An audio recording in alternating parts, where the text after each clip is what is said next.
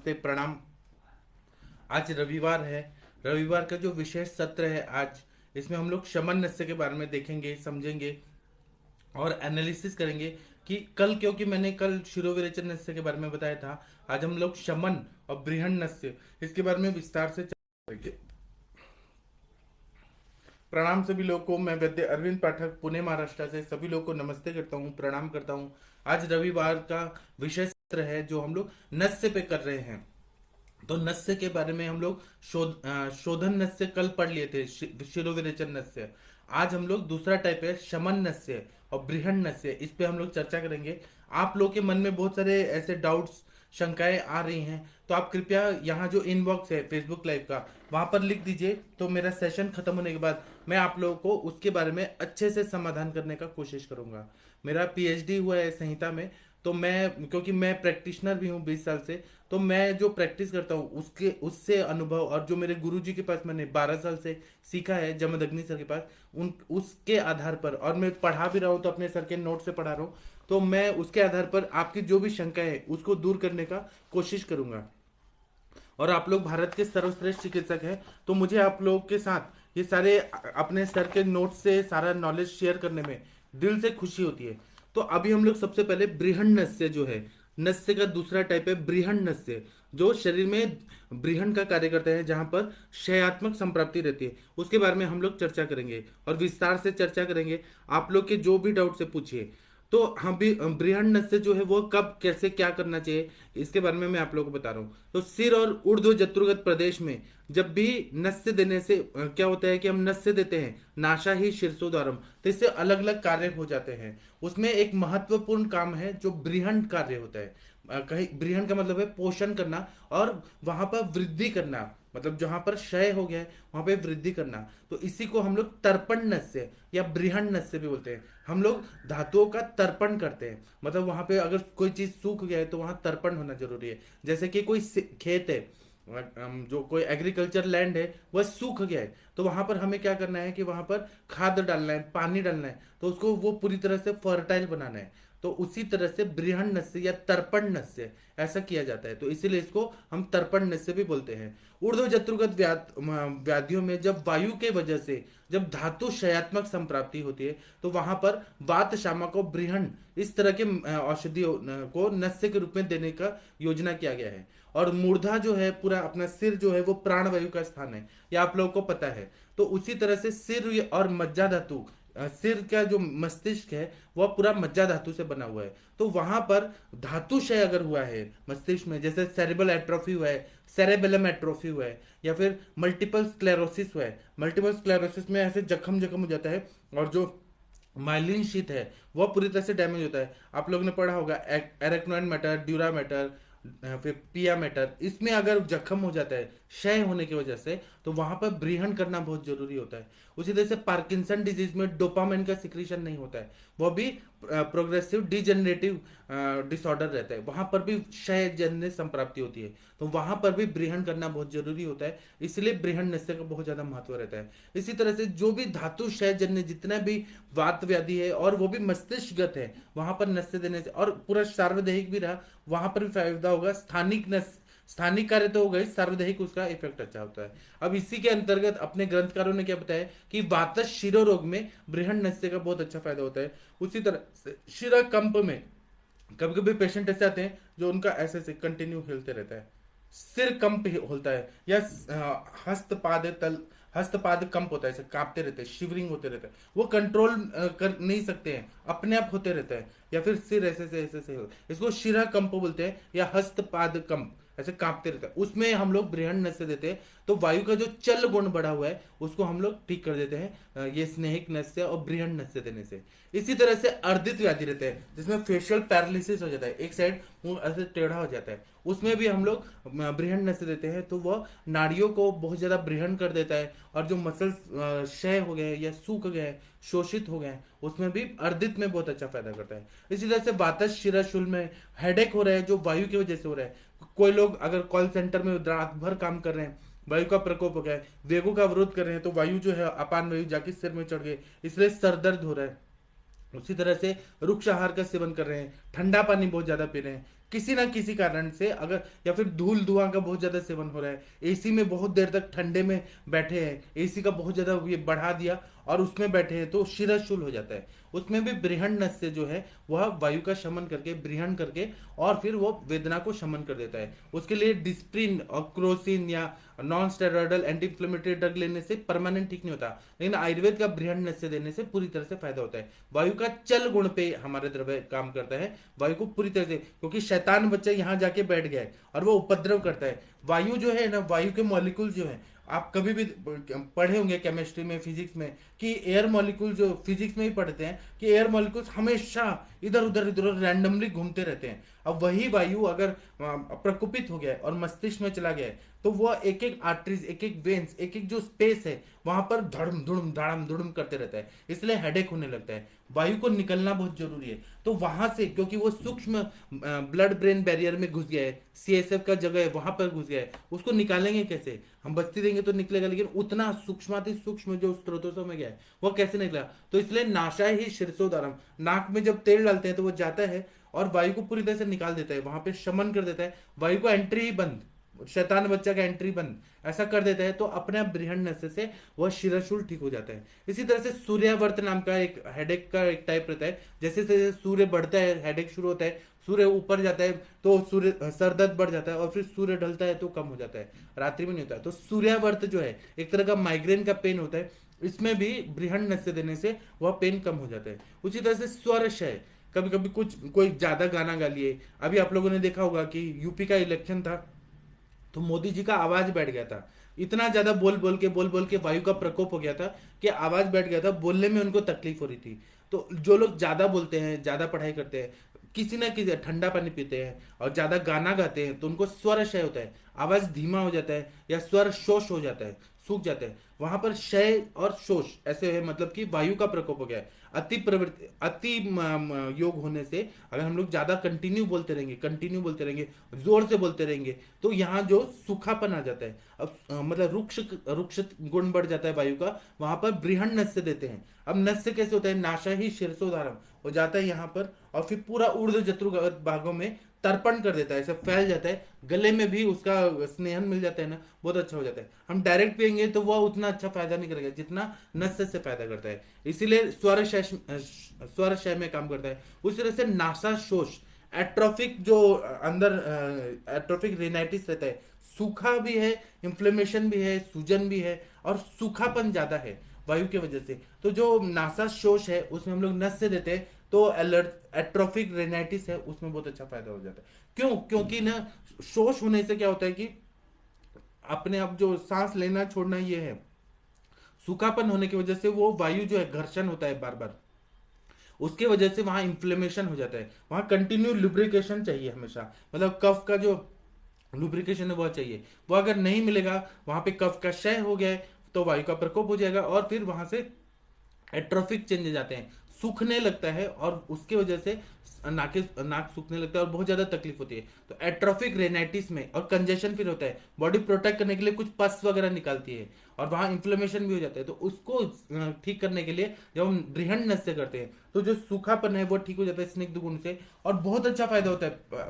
मैंने ऐसे पेशेंट में ठीक किए हैं, तो मुझे मालूम है कि हम लोग बृहण नस्य देते हैं तो बहुत अच्छा फायदा हो जाता है। इसी तरह से वाक संग, आवाज ही नहीं निकल रही है। कभी कभी आप लोगों ने देखा होगा कि आप लोग को भी ऐसे बचपन में हुआ होगा कि आप लोग जैसे जम्मू कश्मीर वगैरह गए और वहां बर्फ का आप लोगों ने सेवन कर लिया, आइसक्रीम वगैरह खा लिया, तो आवाज ही नहीं निकलती दूसरे दिन, तो वहां पे हम गार्गल वगैरह करते हैं। लेकिन आयुर्वेद ऐसा बोलते हैं कि आप नस से दे दीजिए। नस्य से क्या होगा कि यहाँ पे स्नेहन हो जाएगा, तर्पण हो जाएगा, बृहण हो जाएगा, तो अपने आप उसका फायदा ये होगा कि वाक संघ जो है, वोकल कॉर्ड खुल जाएगा, और फिर बहुत अच्छा फायदा हो जाएगा। मैं जो भी बता रहा हूँ प्रैक्टिकल बता रहा हूँ आप लोग, और ये मैं अपने सर के नोट से एक्सप्लेन कर रहा हूँ एक एक चीज को। अब वो बाहुक जो रहता है, फ्रोजन शोल्डर जो रहता है, वो नसें दब जाती है कहीं कहीं, उसी तरह से मसल्स पे रुक्ष गुण बढ़ जाता है, कभी कभी कफ का आवरण रहता है वहां पे, तो यहाँ पर हमें पेन बहुत ज्यादा होता है, हाथ उठाना चाहते हैं तो उठा नहीं पाते। उसमें मर्म चिकित्सा तो बहुत अच्छा काम रहता है, लेकिन परमानेंट ठीक करना है तो नस्य देंगे, क्योंकि ऐसे बोला ही है नस्य में, नस्य विधि में बताया है कि ऊर्ध्व जत्र शिर कपाल ये सब में बहुत अच्छा काम करता है, सिर को तर्पण करता है, स्कंद को करता है, पूरा पीठ को करता है, वो नस का तेल जाता है ना तो ये पूरा ऐसे जाता है, और फिर उसके बाद में जब हम उठते हैं तो नीचे नीचे वो सरक जाता है, तो ये पूरा कंधे को ताकत देता है। तो फ्रोजन शोल्डर में मैंने तो बहुत अच्छा यूज देखा है। मेरे पास एक पेशेंट थे, उनको सीवियर फ्रोजन शोल्डर था, हाथ ऊपर दोनों हाथ नहीं उठता था, और उन्होंने एलोपैथी के डॉक्टर से कंसल्ट किया, उन्होंने कहा कि आपको सर्जरी करना पड़ेगा, फिजियोथेरेपी कराया, उनको फायदा नहीं हो रहा था। मेरे पास है तो मैंने उनको, आप लोग मत करिएगा इतना तीक्ष्ण, महाविषगर्भ तेल मृदुपाकी महाविषगर्भ तेल डाला। आप लोग अगर डालेंगे तो खरपाके डालेंगे, नाक में डालते ही पेशेंट को चिल्लाने लगता है। मृदुपाकी मैंने डाला, तो उससे क्या हुआ कि 42 डेज में उनका दोनों साइड का जो फ्रोजन शोल्डर था वो पूरा ठीक हो गया, और आज उनको 8 साल हो गए, उनको फिर फ्रोजन शोल्डर का प्रॉब्लम ही नहीं हुआ। इस ये आयुर्वेद है, और लेकिन मृदुपाकी होना चाहिए। आप लोग और क्योंकि ग्रंथकारों ने बोला है, शारंगधर संहिता में बोला गया है कि कभी भी खर पाकी मध्यम पाकी को नस्य में नहीं देना है। देना है तो मृदु पाकी, मृदु दवाइयां ही हमें ब्रीहन के लिए और शमन के लिए देना है। अगर आपको देना है खर पाकी तो वो शिरोविरेचन में दीजिए, लेकिन कभी भी कोई भी दवाई नहीं तो क्या होगा कि आप 2 ड्रॉप डालेंगे, पेशेंट को तकलीफ होगा, हेडेक हो जाएगा, और फिर पेशेंट आप पे केस कर सकता है। आजकल मेडिको लीगल केसेस बढ़ जा रहे हैं, तो कभी भी कोई भी ट्रीटमेंट आप करते हैं तो आपका मेडिसिन का गुणवत्ता और वो किस तरह से कहाँ यूज करना है वो आप लोगों को मालूम होना चाहिए। ठीक है, तो अब वो बाहुक में बहुत अच्छा काम करता है। कभी कभी अंश शोष रहता है, कभी कभी वहां पर भी हम जब बृहण नस से देते हैं तो अंश शोष, अंश दाह, अंश पीड़ा, ये सब में बहुत बढ़िया काम करता है। इसी तरह से कभी कभी किसी किसी का मस्तिष्क पूरी तरह से बढ़ा हुआ नहीं रहता है, मतलब कंजेनेटल एनोमली रहती है, ऑटिज्म रहता है, माल फॉर्मेशन रहता है, मतलब मस्तिष्क पूरी तरह से बढ़ा नहीं है, विकसित नहीं हुआ है, और ऐसे बच्चे जो हैं वो मतिमंद रहते हैं। डाउन सिंड्रोम में भी देखेंगे तो ऐसा हो जाता है, ऑटिज्म में हो जाता है, हाइपर एक्टिव बच्चे होते हैं। यहाँ सब में हमें जैसा उम्र में जैसे सब बढ़ना चाहिए। आप लोगों ने ये पढ़ा होगा, ये मूवी देखा होगा, वो जादू का जो मूवी था ना, वो कौन सा था, ऋतिक रोशन जो बना था, रोहित बना था, तो उसमें मस्तिष्क का डेवलपमेंट नहीं हुआ था, क्योंकि वो उसके पिताजी का एक्सीडेंट हुआ था और इंजरी की वजह से ब्रेन का डेवलपमेंट नहीं हुआ था। बड़ा इंसान हो गया लेकिन वह छोटे बच्चे जैसा ही करना था। वो कोई मिल गया जो है ना, जादू वाला मूवी, कोई मिल गया, तो वहां पर अगर वैसा पेशेंट आपके पास आता है, या डिसलेक्सिया का पेशेंट आता है, डिसलेक्सिया जो आपने एक मूवी देखा था, वो आमिर खान था उसमें, तारे जमीन पर, डिसलेक्सिया में भी अगर आपने बृहण नस से दे दिया, जिसमें एक्टिविटी, माइंड अच्छे से कोऑर्डिनेशन नहीं हो पा रहा है, बच्चा समझ नहीं पा रहा है, कोऑर्डिनेट नहीं कर पा रहा है, अक्षर नहीं पढ़ पा रहा है, जो वो तारे जमीन पे आपको पिक्चर याद होगा, आमिर खान का वो छोटे बच्चे के साथ था। तो इन सब केसेस में बृहण नस से लोगों को मालूम नहीं है, आप लोगों को सिखाना है, दिखाना है कि डिसलेक्सिया में, फिर ये ऑटिज्म में ये बृहण नस से बहुत अच्छा फायदा हो। सेरेब्रल पाल्सी के पेशेंट आते हैं, छोटे छोटे बच्चे होते हैं, सीपी के पेशेंट, उसमें भी बृहण नस का बहुत अच्छा फायदा होता है, लेकिन ये कंटिन्यू देना पड़ता है और ज्यादा मात्रा में देना पड़ता है। मृदुपाकी द्रव्य देंगे तभी इसका बृहण होके, पोषण होके, तब वो पेशेंट पूरी तरह से रिकवर हो जाते हैं। मैंने ऐसे किए है इसलिए मुझे मालूम है। इससे क्या होता है कि शिर में जो दोष है उनका विलयन हो जाता है, विकृति दूर हो जाती है और बृहण होने लगता है। जब बृहण होने लगेगा तो अपने आप ब्रेन अच्छी तरह से काम करने लगता है। इसी तरह से ये बृहण करते हैं ना, तो वो ऊर्ध्व जतुर्गत भाग का पोषण पोषण होना बहुत जरूरी है।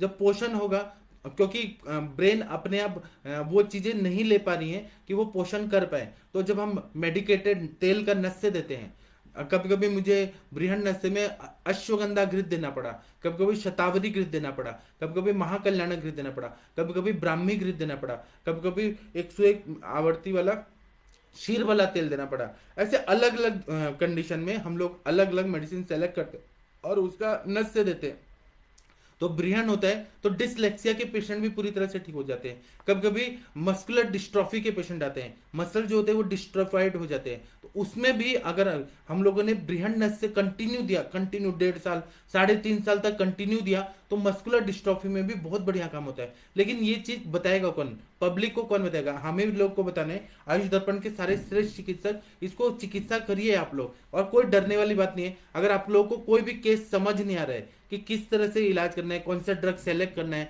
कौन सी अवस्था है, तो आप लोग मुझे कॉल करिए, मैं आप लोगों के साथ हूं, मैं आप लोगों को जरूर गाइड करूंगा, और आप पेशेंट को ठीक करिए, परमानेंट ठीक कर दीजिए। इसी तरह से आजकल सीटी स्कैन का टाइम आ गया है, एमआरआई का आ गया है, तो उसमें हमें अलग अलग मस्तिष्कगत व्याधियों का निश्चय करना आ जाता है। तो आप सभी आयुष दर्पण के चिकित्सकों को एमआरआई पढ़ते आना चाहिए, मतलब वो देखते आना चाहिए कि एमआरआई की रिपोर्ट में क्या है, सिटी स्कैन में क्या है। उसके लिए आप क्लास लगाइए या पढ़िए या कोशिश करिए, कुछ भी करिए, आप लोग को सिटी स्कैन पढ़ना, एमआरआई को वो पूरा इमेजेस को एनालिसिस करना, वो सब आते आना चाहिए। तो उसमें हमें पता चल जाता है कि धातु क्षयजन्य संप्राप्ति कहाँ कहाँ पर हो गई है। कभी कभी इंजुरी की वजह से होती है, कभी कभी माल फॉर्मेशन की वजह से होता है, कंजेनाइटल होता है, या कभी कभी कुछ और व्याधियों की वजह से हो जाता है। तो उसमें हमें एमआरआई पढ़ के, सिटी स्कैन पढ़ के और फिर ट्रीटमेंट करते आना चाहिए, तो बहुत अच्छा फायदा हो जाता है। तो जो सेरेब्रल एट्रोफी जो रहता है ना, मस्तिष्क सूख जा रहा है, मस्तिष्क शोष जो बोलते हैं, उसमें भी बृहन नस्य का बहुत अच्छा फायदा होता है। आप लोग ने एक मूवी देखी होगी, तेरे नाम, जो सलमान खान का था, उसमें उसको लेके और सिर पे ऐसे मारते हैं तो वह पूरी तरह से पागल हो जाता है, और उसको, वो पागल नहीं होता है, वो बहुत सारा मेमोरी लॉस हो जाता है और वो कुछ अलग दुनिया में चला जाता है। तो जो इंजुरी की वजह से जो ब्रेन में ऐसे डैमेज हो जाता है, मेरे पास एक मेरा क्लासमेट आया था ब्रिगेडियर, मैंने उसकी आपको हिस्ट्री सारी बताई है कि उसको मस्तिष्क में चोट लग गया था, इसलिए वो सारा चीज भूल गया था, एकदम सलमान खान की तरह ही था। तो वो जो मूवी में जो था सलमान खान, तेरे नाम जो था, तो उसमें भी मैंने वो उसी टाइम पे मूवी आई थी, मैंने वो मूवी देखा, मुझे वो समझ गया कि इसमें ना अभिघात जन्य शोथ है।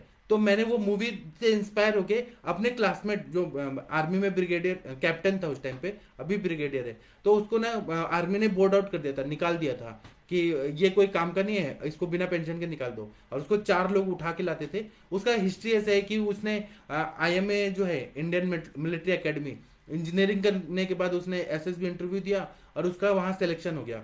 तो एक बार वो लोग ना श्रीनगर जा रहे थे, तो जो शक्तिमान गाड़ी होती है, ट्रक होता है आर्मी का, उसका ब्रेक फेल हुआ, और वो मेरा दोस्त जो है क्लासमेट, वो सो रहा था।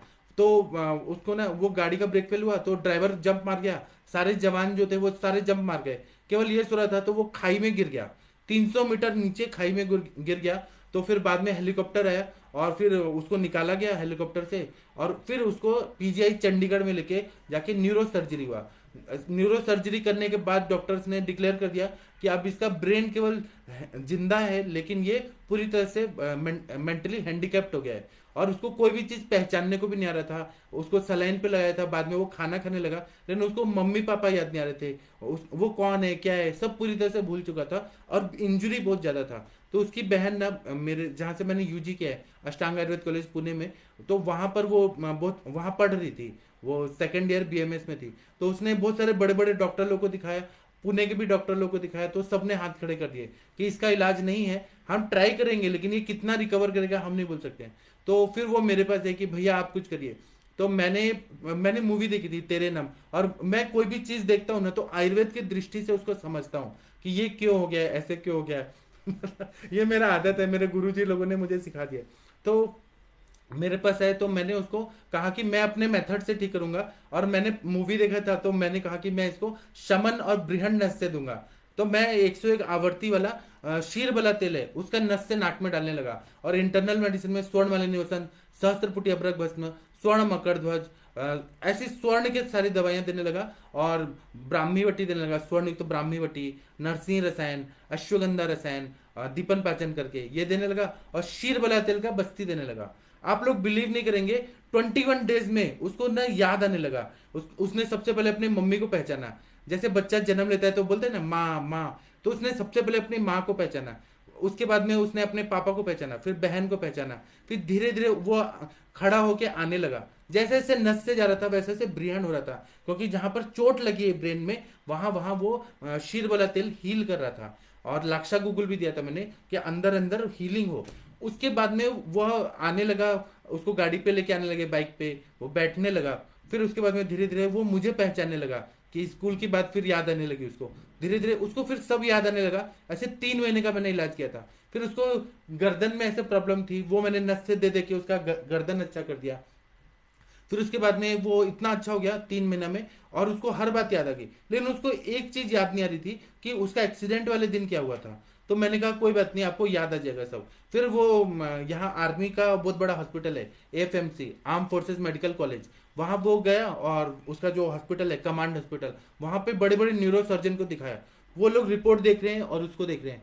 वो लोग सोच रहे हैं कि आप ठीक कैसे हो गए, आपके जो ब्रेन में इंजरी हुई थी इसका तो इलाज ही नहीं है, इरिवर्सिबल सेल इंजरी हो गया था, आपका ब्रेन ठीक कैसे हुआ, आपको तो आर्मी ने बोर्ड आउट कर दिया था। उसने कहा आप चेक करिए मुझे।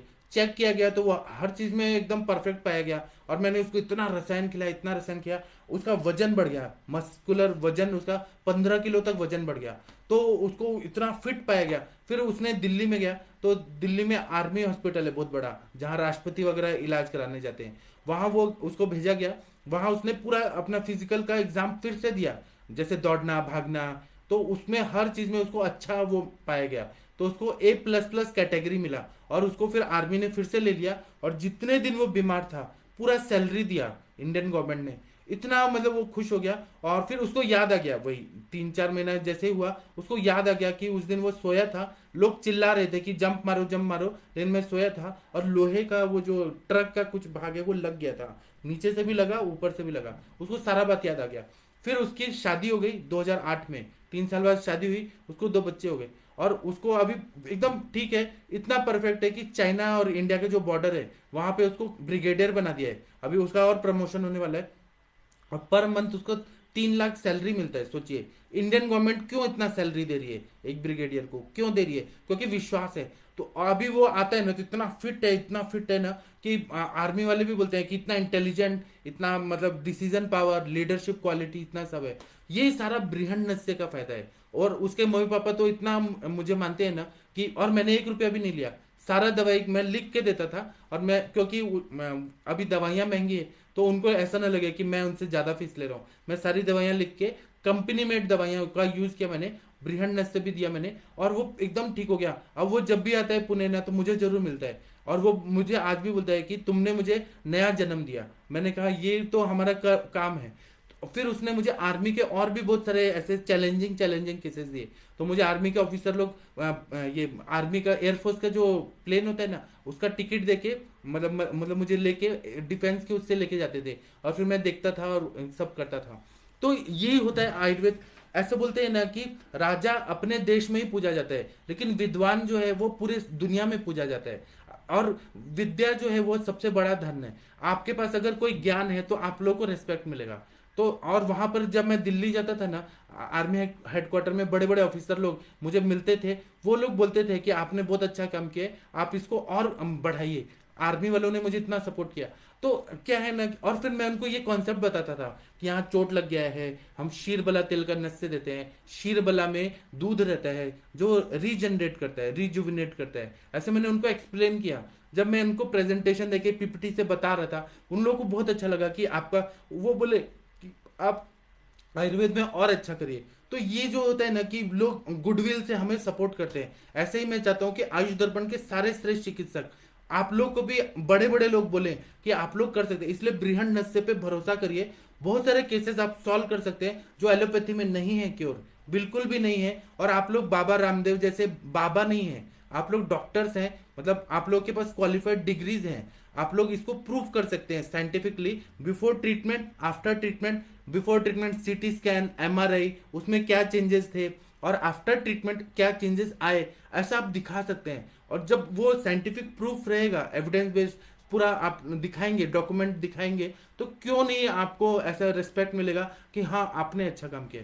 तो आप लोग मेहनत करते रहिए, आगे बढ़ते रहिए, जरूर आपको रिस्पेक्ट मिलेगा ही, क्योंकि आप ऐसे पेशेंट ठीक करें। और कोई भी पेशेंट को ब्लाइंडली मत करिए। आप ये देखिए कि वहां पर शयात्मक संप्राप्ति है क्या, वहां पर संघ है क्या, स्त्रोतोरोध है क्या, सारा चीज डीप में पढ़ के आप लोग भी करिए। और मैं दिल से चाहता हूं कि आप लोग का भी अच्छा ऐसे नाम हो, मतलब आप लोग को लोग रेस्पेक्ट करें, यश मिले, कीर्ति मिले।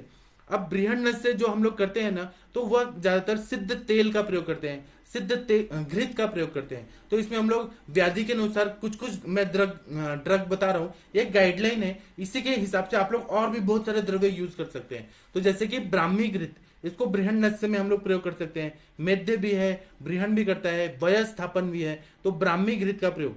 उसी तरह से शतावरी घृत का प्रयोग बृहन नस्य के लिए कर सकते हैं। अश्वगंधा घृत का प्रयोग कर सकते हैं, धानवंतर घृत का प्रयोग कर सकते हैं।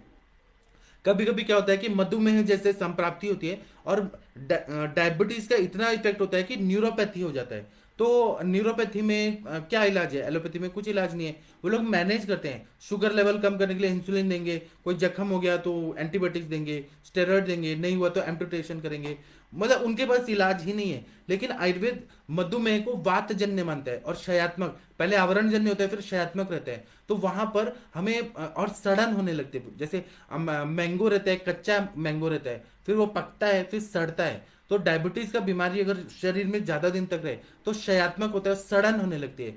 तो यहाँ न्यूरोपैथी में क्या, पूरा नर्वस सिस्टम, नर्व्स और ब्रेन के सेल्स वो डैमेज होने लगते हैं। तो ऐसे कंडीशन में बृहन नस से करेंगे, वायु का भी शमन करेगा और रिजुवनेट करेगा, नए नए सेल बनेगा। और उसमें अभ्रक भस्म, रौप्य भस्म ये भी देना पड़ता है। इंटरनल दवाएं तो चलेगी, लेकिन बृहन नस्य पे आप भरोसा करिए। और धन्वंतर जो प्रमेह रोग में बताया है उसका प्रयोग नस्य में मैंने किया है, इसलिए मुझे मालूम है, उसका बहुत अच्छा फायदा हो जाता है। इसी तरह से तेल का हम लोग देखेंगे तो 101 आवृत्ति वाला, 1001 आवृत्ति वाला धन्वंतर तेल बहुत बढ़िया काम करता है। 101 आवृत्ति वाला या 1001 आवृत्ति वाला शीर बला तेल अच्छा काम करता है। शुद्ध बला तेल अच्छा काम करता है। चंदन बला लाक्षादी तेल बहुत बढ़िया काम करता है। इस तरह से बृहन नस्य जो है इसका आप लोग भरोसा करके, मैं तो मेरे सर ये बोलते हैं कि हर व्याधि में हमें बृहन नस्य देना ही देना चाहिए।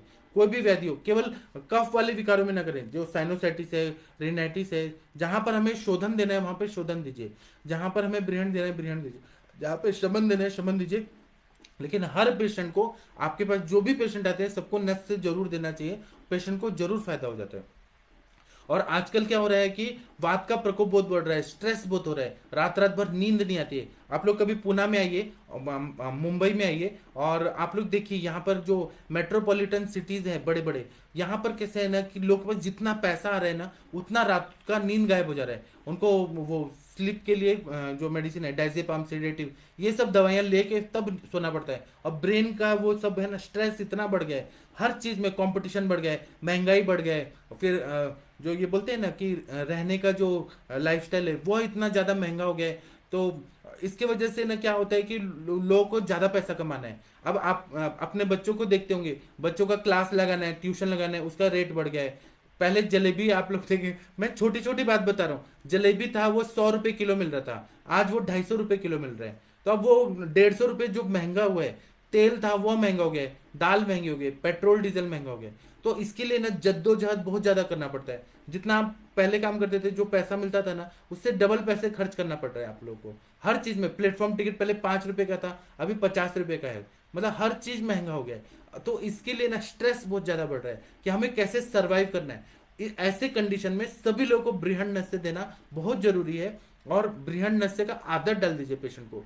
आदत इसलिए डालना है कि पेशेंट हमारे स्वस्थ रहेंगे, क्वालिटी ऑफ लाइफ अच्छी रहेगी, तो हमसे भी खुश रहेंगे, हमारा प्रैक्टिस भी अच्छा बढ़ेगा, हमारा नाम भी होगा, हमें रेस्पेक्ट भी मिलेगा। इसलिए बृहन नस्य, और कोई भी पेशेंट को खुद डर के नहीं रहना है कि हम खुद सोचेंगे। मेरे को एमडी जो डॉक्टर लोग हैं ना, उनका फोन आता है कि सर आप नस से देते हैं तो इससे ब्रेन की कोई वेसल फट तो नहीं जाएंगी, पैरालिसिस तो नहीं हो जाएगा?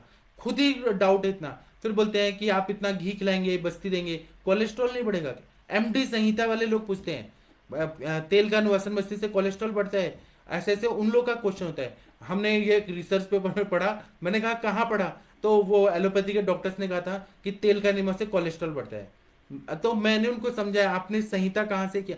आपने डिग्री ले लिया, लेकिन आपको कॉन्फिडेंस क्यों नहीं है? क्योंकि आपने प्रैक्टिस नहीं किया है।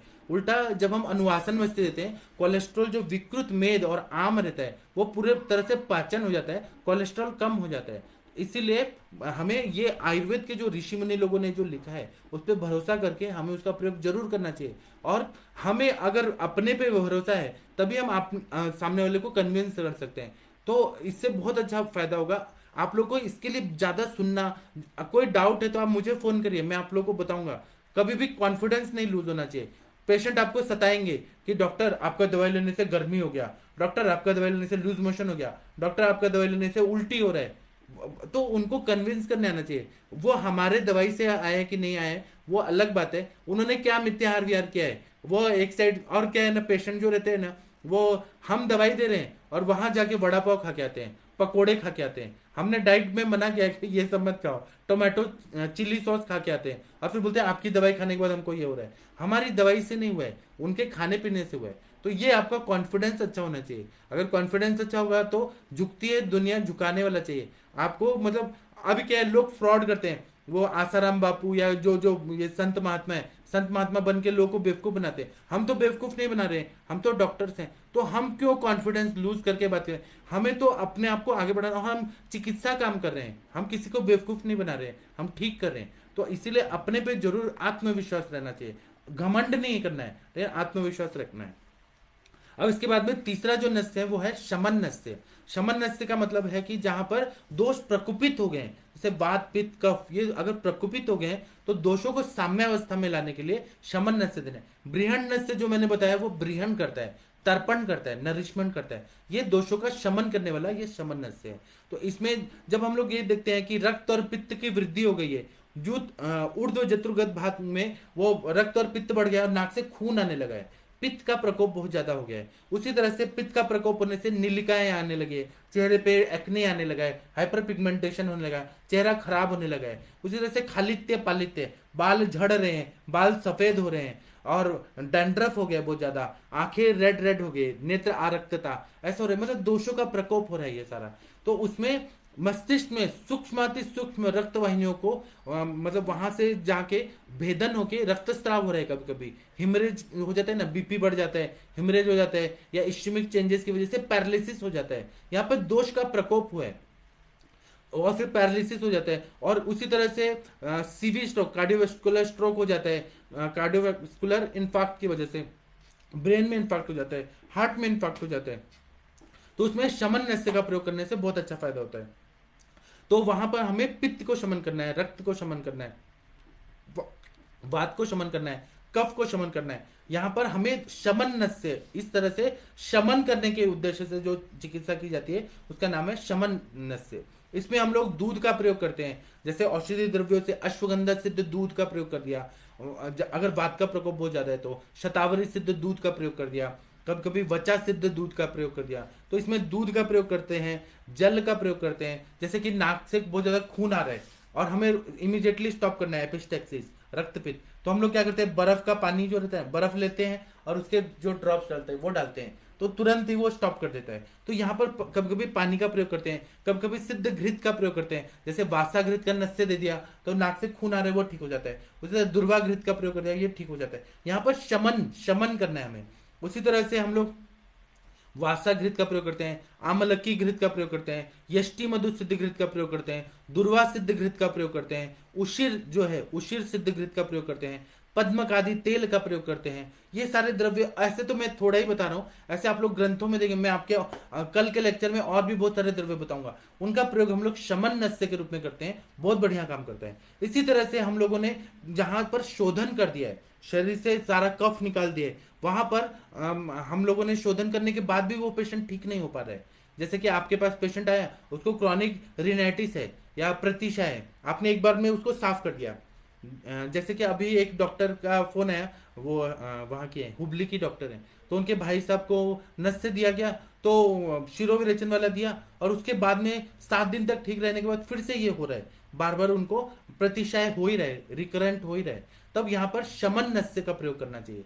मतलब वहां पे दोष का प्रकोप वायु की वजह से हो रहा है, क्योंकि कभी कभी मल प्रवृत्ति अच्छे से नहीं हो रही है, मल वेगावरोध हो रहा है, उसकी वजह से प्रतिशय हो रहा है। तो शिरो विरेचन करने के बाद अगर हमें शमन नस्य दे देंगे तो बहुत अच्छा फायदा हो जाता है। तो मैंने उनको कहा है कि क्षीरबला तिल का नस्य दीजिए, तो उससे उनको फायदा होगा। मतलब क्या होता है कि शिरो विरेचन करने के बाद भी नासास्राव अगर नहीं रुक रहा है, उपशय नहीं मिल रहा है, वहां पर शमन नस्य देने से बहुत अच्छा फायदा होता है। इससे अखंड जो पीनस है वो व्याधि ठीक हो जाती है। नासास्राव अल्प प्रमाण में थोड़ा थोड़ा पानी पानी गिर रहा है, उसमें बहुत अच्छा फायदा हो जाता है। तो शमन नस्य का प्रयोग करने से बहुत अच्छा फायदा होता है।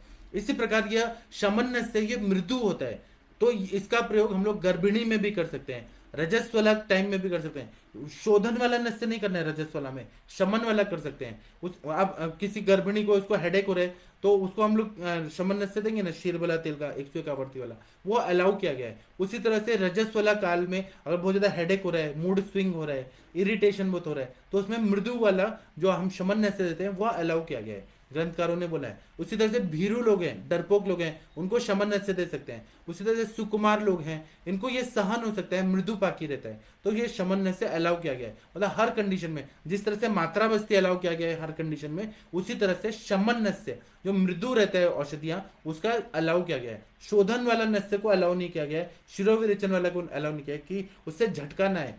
अगर खांसी वगैरह आ गया तो उससे झटकाएगा और अबॉर्शन होने के चांसेस बढ़ जाते हैं। इसलिए नस्य का टाइप्स के हिसाब से हर पेशेंट को ट्रीटमेंट देने का अर्हता और अनर्हता जो रहती है वह चेंज हो जाती है। मैं जो भी बता रहा हूँ आप लोग को जरूर ये काम आएगा। मैं जो भी बता रहा हूँ ये सारा प्रैक्टिकल है। एक मिनट रुक जाइए, क्योंकि यहाँ पे ना मेरा बैटरी जो है लैपटॉप का ये अभी खत्म हो जाएगा। आप लोग जो है भारत के सर्वश्रेष्ठ चिकित्सक हैं, तो मैं इसके लिए पूरा स्टडी करता हूँ, ऑनलाइन भी बहुत सारे रिसर्च पेपर्स पढ़ता हूँ, फिर अपने सर के भी नोट्स पढ़ता हूँ। इसमें इसीलिए मेरा जो ये लैपटॉप का बैटरी है ये डाउन होने का